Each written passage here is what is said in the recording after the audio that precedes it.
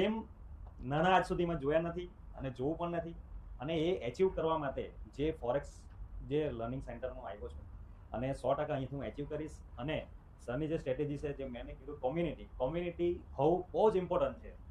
કારણ કે જો તમે કોમ્યુનિટીમાં હો તો ફોરેક્સની વાત સમજી લો કે ઇકોનોમિક કેલેન્ડરની વાત કરશો તો અહીંયા જે શીખા હશે એમની સાથે જ વાત કરી શકશો.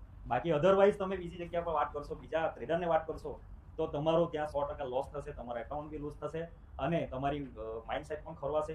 બેટર છે કે જે કોમ્યુનિટીમાં છો એમની જોડે વાત કરો અને એ જ લર્નિંગ પર કામ કરો.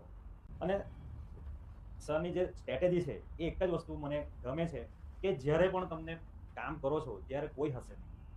સમજી લો કે જ્યારે લાઈવ માર્કેટમાં કરશો તો જ્યારે તમે એકલા હશો ત્યારે તમને પોતે તમે એમનો બચાવ પણ કરશો અને સક્સેસ બી થશો.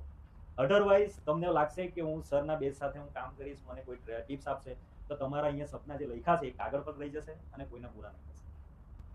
આજે કહેવું તો બહુ બધું છે સર માટે, મેડમ માટે, પણ ટાઈમના અભાવે હું શોર્ટમાં મારી વાત પૂરી કરીશ. તો ફરીથી સર અને મેડમ માંથી એકવાર જોરદાર તાળી.